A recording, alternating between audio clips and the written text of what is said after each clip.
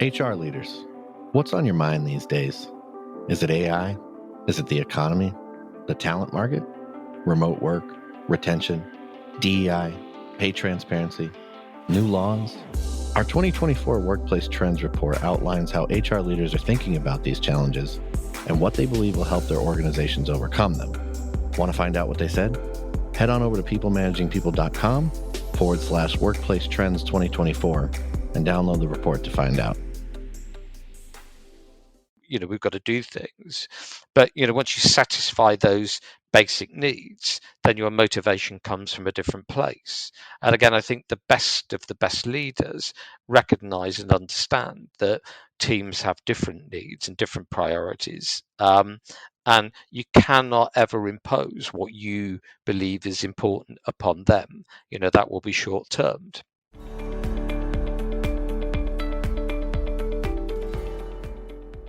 Welcome to the People Managing People podcast. We're on a mission to build a better world of work and to help you build happy, productive workplaces. I'm your host, Tim Reitzma. And today on the show, we'll be unpacking the secret code to being a leader. Yes, there is a secret code, and today Ian Mills is the co-author of a book on this topic, The Leader's Secret Code. He is also the CEO of Transform Performance International. Hi, Ian, and welcome to the People Managing People podcast. It's such a pleasure to have you here. Thank you very much. Pleasure to be here. I know we are connecting on different sides of the globe, different time zones. You mentioned it's 6 p.m. there, and it's 10 a.m. here. And so we're recording this just before the holiday season. So I know it's a busy time of year. So thank you again for making the time for us here at People Managing People. No problem at all. Yeah, before we get into it, we're going to talk about your book here in a minute, The Leader's Secret Code. But why don't you tell our listeners or viewers a little bit about yourself and what you're up to? So I've been in business now for over 40 years. I've got a big birthday in January. I hit the big 60. I'm living west of London, which is very cold right now. It's going to be below zero overnight. So to celebrate my birthday, I'll be going to Mauritius in January. So hopefully I'm going to hit some sunshine, COVID permitting. So I started my career in sales. I eventually set up my own company called Transform Performance International. I've been lucky enough to do work now in some 60 countries for famous name organizations like American Express and Deloitte and quite a number of others. So it's a privilege to be here and to share some of my experience. Yeah, it's great. Thanks for sharing that. I know you've co-authored a couple books as well, and the book that we're going to be talking about today is really about the Leader's Secret Code. And before we get into that, I'm going to throw a question at you. What does it mean to be a leader?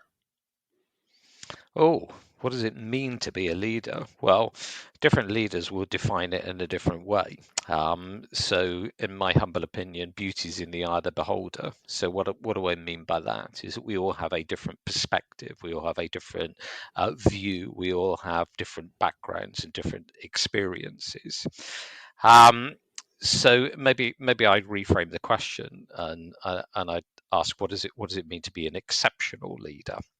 Okay. Or an outstanding leader or a high-performing leader, or frankly, whatever way you want to define high performance. And that really is what the book, The Leader's Secret Code, is about, because what we try to do is we try to sort of unpack what goes on inside the head of a leader that makes them distinctive or unique or different to the leader that is right next to them.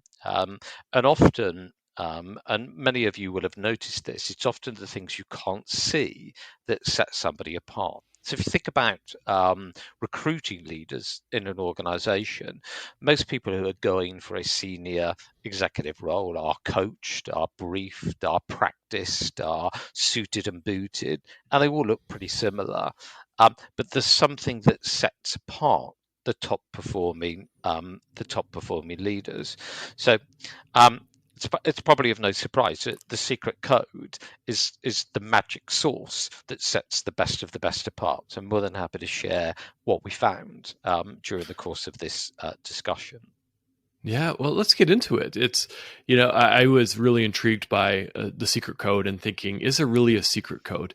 And I like what you said about leaders and what makes exceptional leaders or high performing leaders. There's leaders throughout our working worlds. We interact with leaders all the time. And how do we know that somebody is that high performing leader? And so in the book, you talk about a belief system. And so let's get into that. What are the beliefs, and how did you come up with this code? So just a very brief piece of psychology. It's really quite simple, and most people will get this. It's the beliefs that you hold that cause you to behave in the way you behave, and it's the way that you behave that will cause you to be the success that you either are or you are not. So I'll give you a little example. Let's imagine you're driving your family in large urban area at a weekend looking to go shopping, and you go into a high-rise car park or parking lot. Let's try and be international.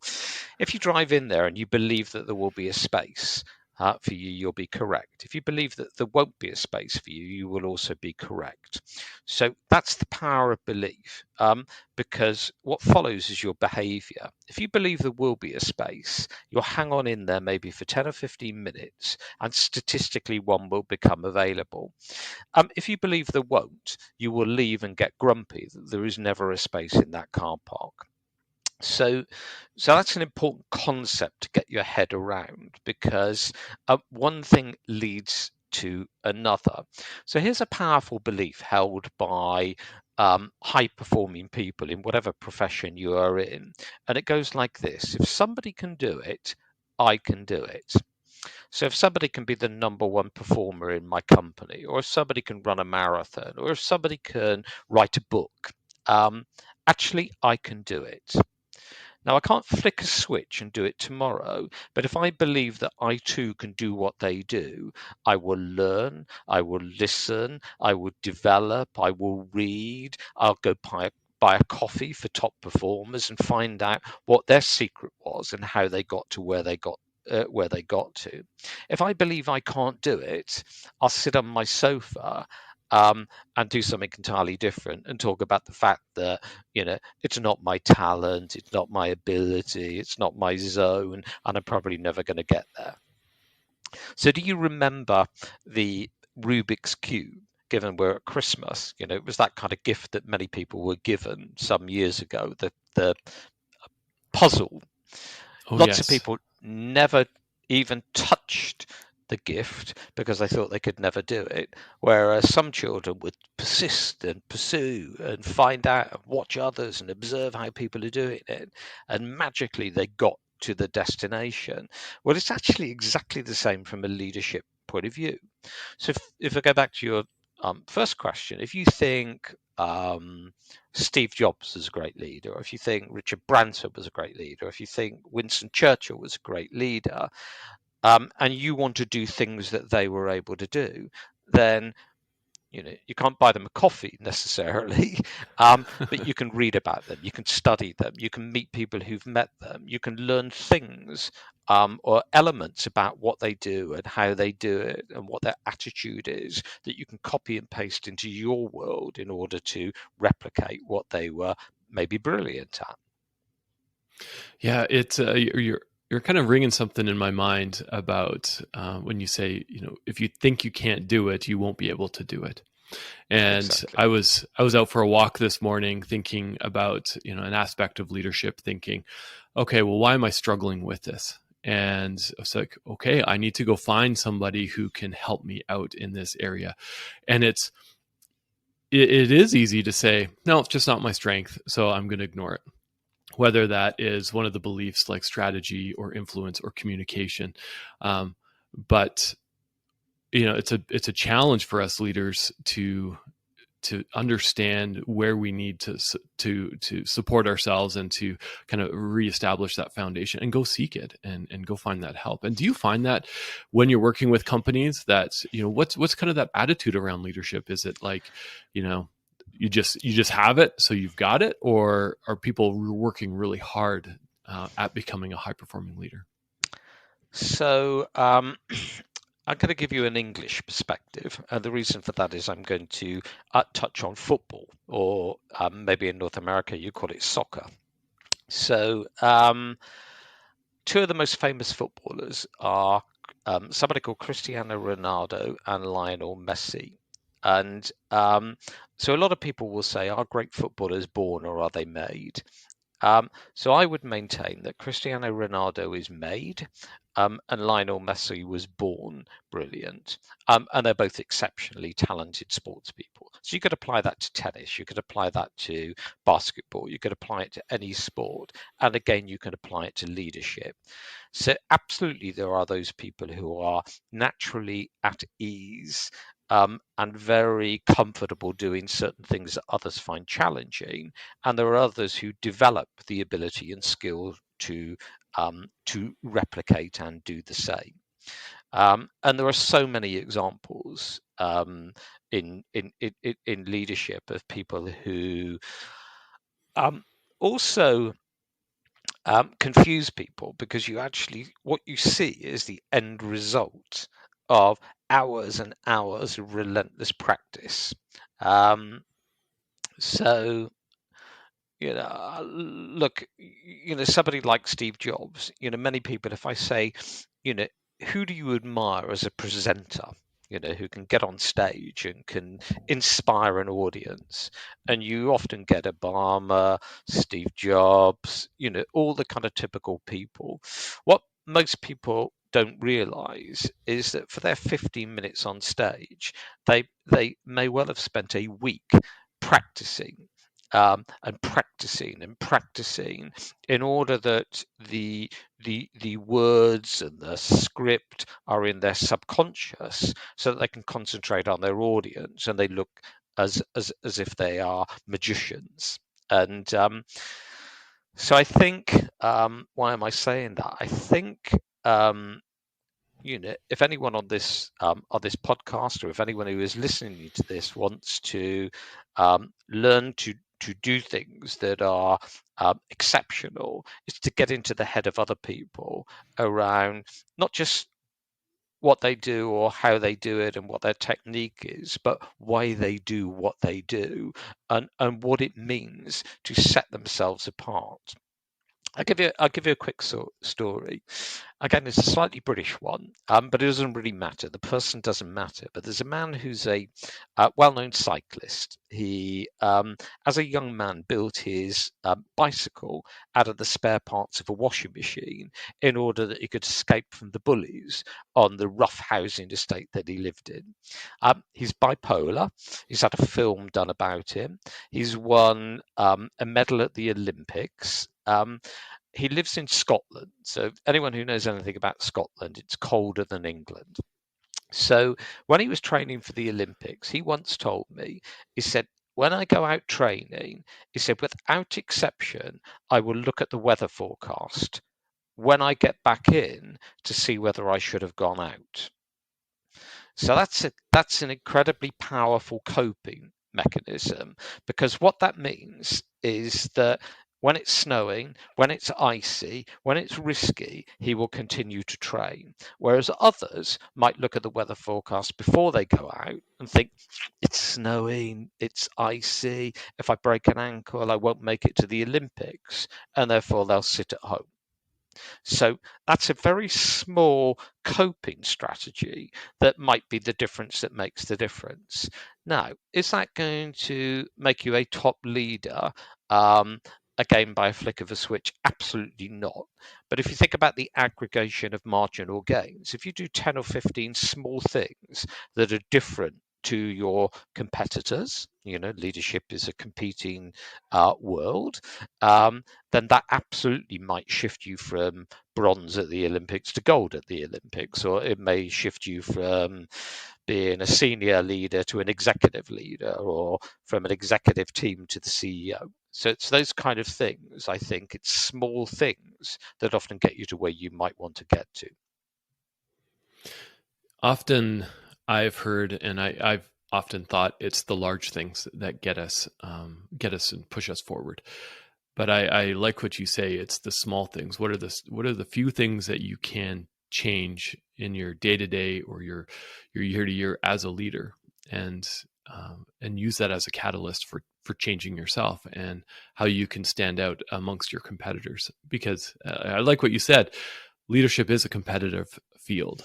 There's a lot of leaders in the marketplace. Yes, it is. And just to back up your point, before we wrote and did the research into the Leader Secret Code, we wrote a book called The Salesperson Secret Code. So in the world of sales, it's easier to measure success, because you may just look at performance against quota. What you then find in the world of selling is the delta or the gap between the top performers and the poor performers is enormous. It's more marginal from a leadership point of view, because most people who've got into leadership have gone through some assessment process. They're generally quite experienced, and therefore the gap between somebody who is in the bottom quartile and the top quartile is less significant. So therefore, there are many exceptionally good leaders. So if you are competing for promotion or whatever you're competing for, then you've got to have something that gives you an edge, something that makes you distinctive, and it's rarely going to be the big things.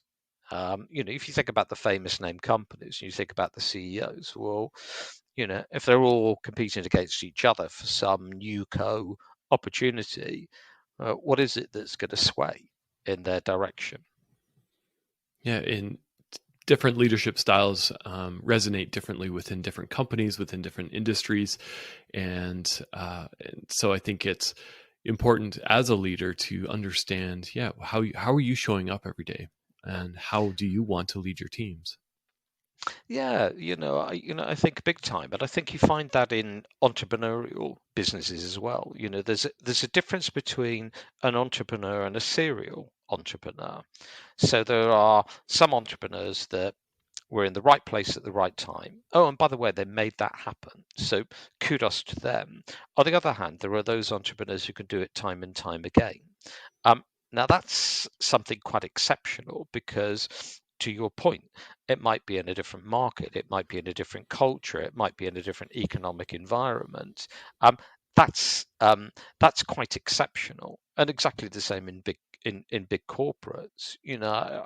I've done a lot of work in America, and I often think about some of the big name companies in California. If you think at a cultural level, the US has a culture. Every state has a different culture. Every organization has a different culture. So if you go to California and you walk into Google's office, and you drive down the road and you go to HP's office, you'll find a different culture as soon as you walk into the lobby. And then when you go to a department, you'll find a different culture again. So being able to master that and connect with those different people in those different environments is a tremendous skill. And in my opinion, the best of the best leaders have the ability to navigate that effectively, efficiently, and with aplomb. Let's talk about the secret code here for a minute, and let's give our listeners a little bit of background into the research. So I started reading the book and was really amazed that your team, and software, I'm guessing, combed through over 700,000 items written on leadership. And so I'm curious, why did you start there? And then what did you do with those findings?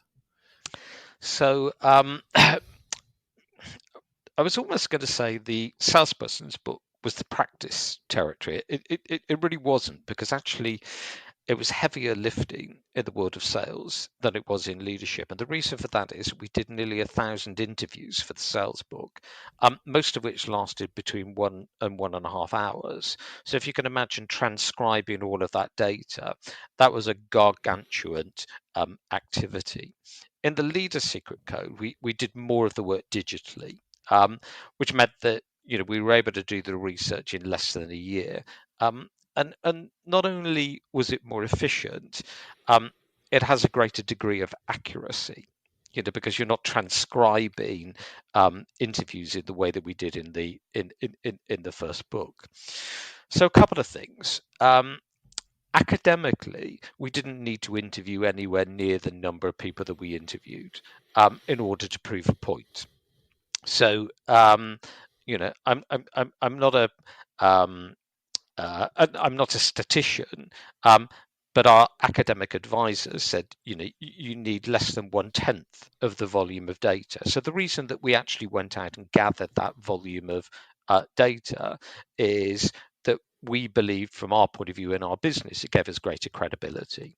So our clients are more comfortable, with the breadth and depth of what it is we did.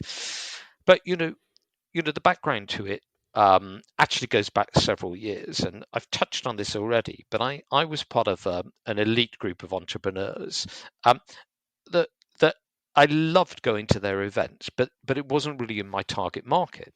But I always used to hear the stories of these really successful people that really inspired me, and I wanted to dig deep into not what are the behaviors I could observe or the skills that they evidently have, but what is it that, as I said earlier, is going on inside their head that means that they cope when others don't cope, that they excel when others don't excel. So that's what got me on the journey. And in fact, actually, the very first book, which we never publicized, was going to be The Entrepreneur's Secret Code. But it became clear to us that actually, in the business that I run, we should focus on sales. Now, a really important point here for you, Tim, is that we believe that everybody sells. So whether you're a parent persuading your children to eat vegetables or go to bed on time, or whether you're a CFO seeking to raise capital, or whether you're a CEO seeking to inspire people, everybody sells. So think about it more about influence. So that's why we wrote that book. And our publisher said, look, the obvious next move is to focus on leadership. Now, here came the challenge, because, I've been in business for now 40 years. When we wrote the first book, I'm thinking, well, actually, I think there is a secret code and I know what it is. But our academic advisor said, no, you can't do that. You have to do the research. And the risk is that the research may not find that there is an answer. But I can tell you right now, and I guess fairly obviously, because we have 2 books out in the marketplace, is there absolutely was a common mindset amongst the top performers that was noticeably similar, that set them apart from others. So that's why we were able to call it The Secret Code. That's why we actually have the code in the book.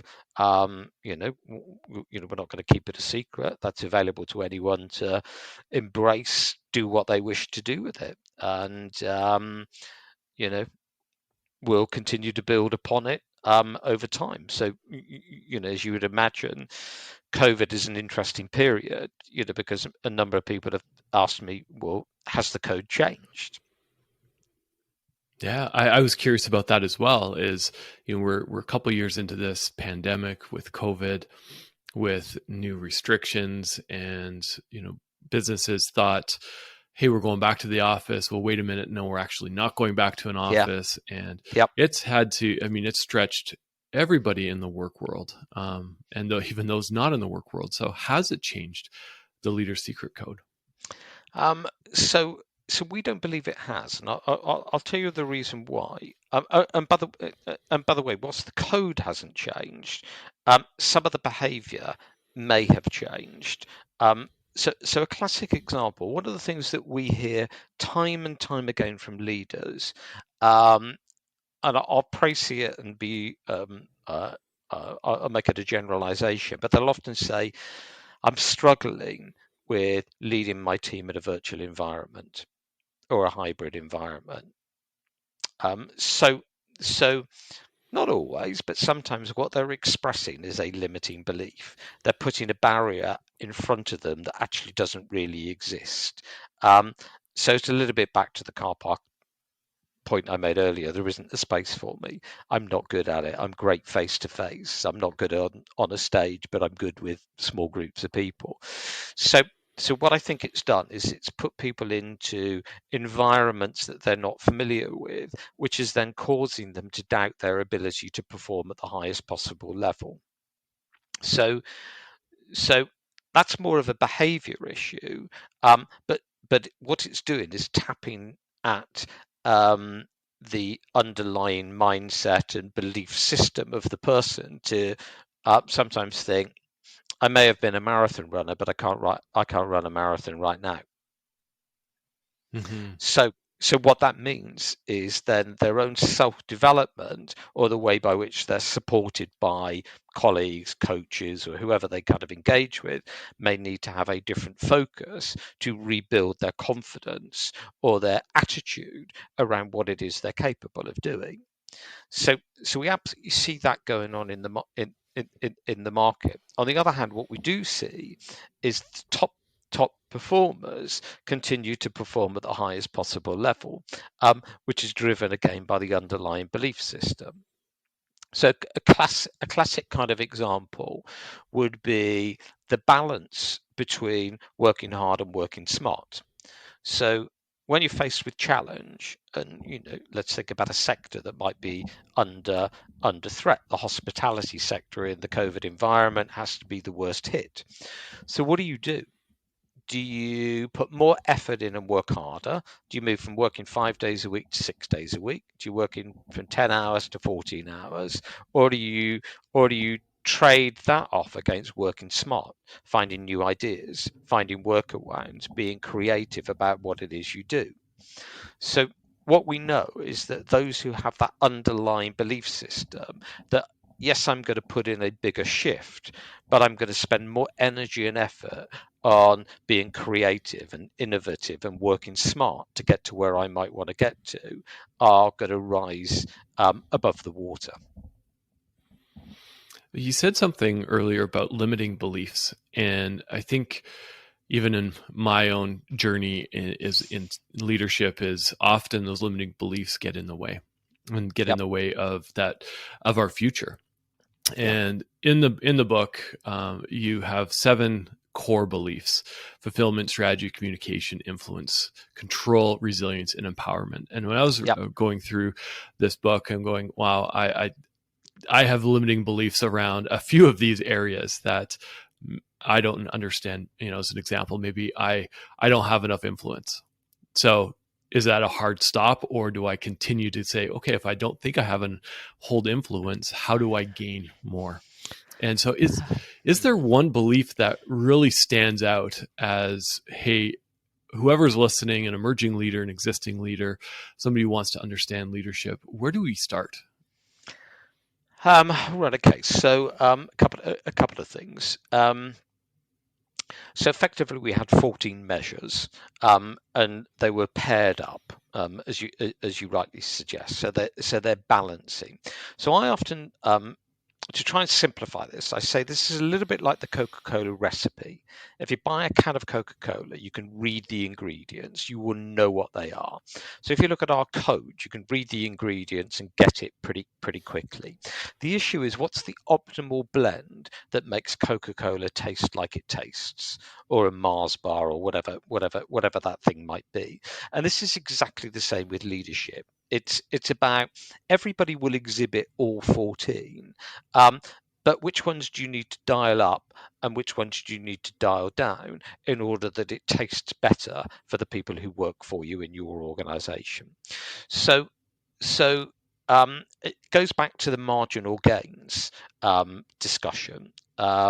It's often small things, or a number of small things, or small adjustments. Maybe a better metaphor is I'll go back in time, the dials on a radio, so that the sound tastes, so that the sound is perfect. That's how I would put it. Let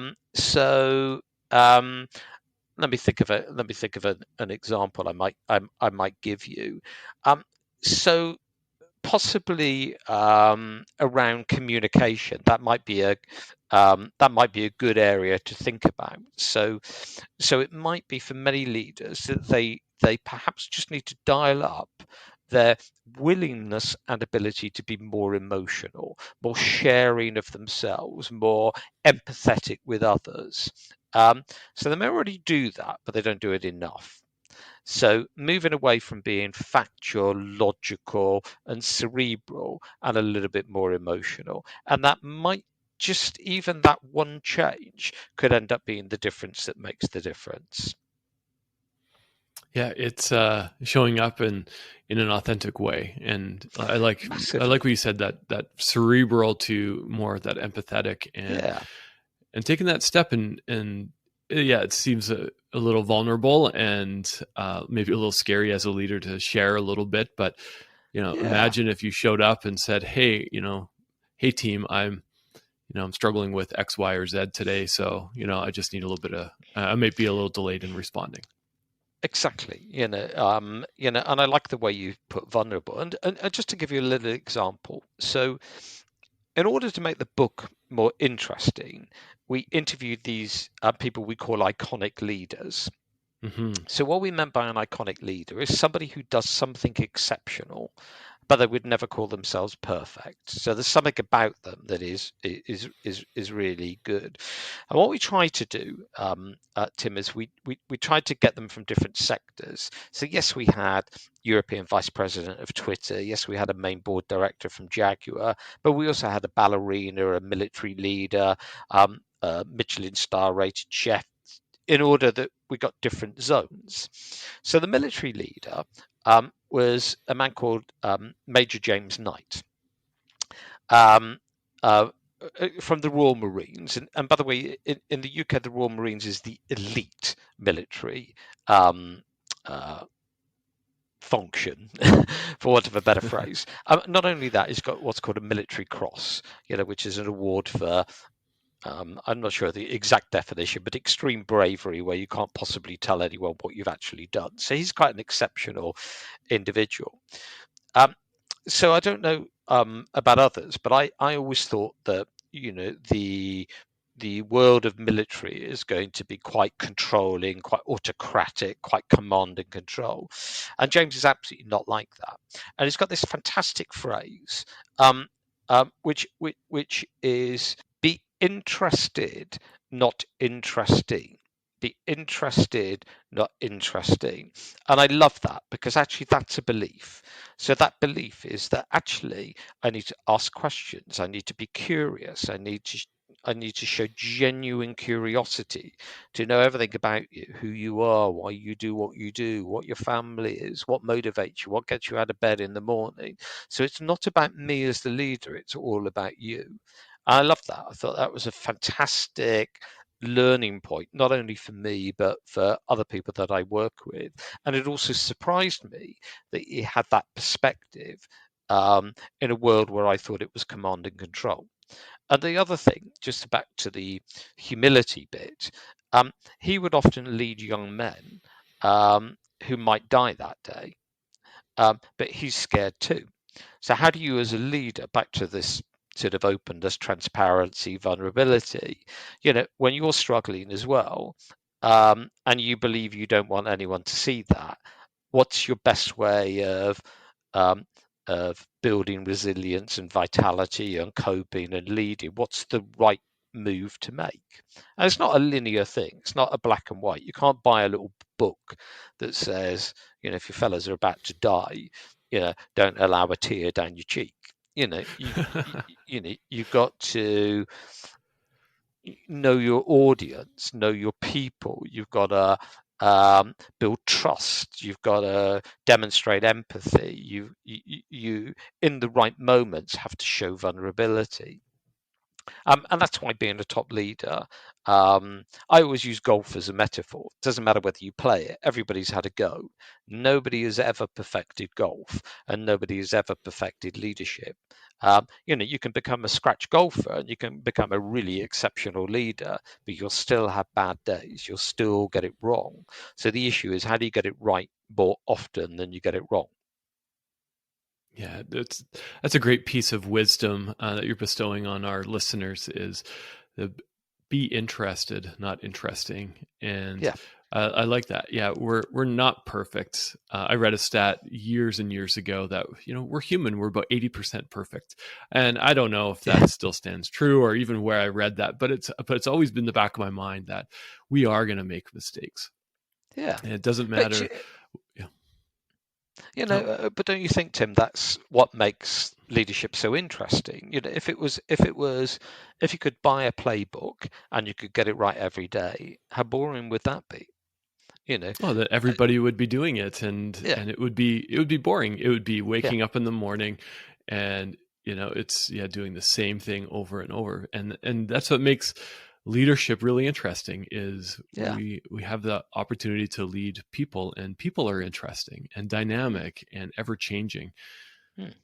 Yeah, I think so. And I think for many people, it's the challenge, it's the unknown, it's the unknown unknowns that get people out of bed in the morning. The different challenges for different people, and actually, to me, it doesn't matter why people do what they do, and and I really believe that over time that changes. As a younger leader, many of us will be focused on financial rewards, because we've got to buy homes, we've got to educate children, we've got to do things. But once you satisfy those basic needs, then your motivation comes from a different place. And again, I think the best of the best leaders recognize and understand that teams have different needs and different priorities. And you cannot ever impose what you believe is important upon them. That will be short-termed. Yeah, we all hold different belief systems, and Yeah. and as a leader, you spend more time listening than talking. I think that's something that a Yeah. piece of advice that I received early on is listen to your team, listen to the organization, your customers, and absorb that and ask those good questions. So I think it's so important. I'm with you, and I think it's sort of, it's almost listen beyond the words. Think about your gut instinct, your intuition.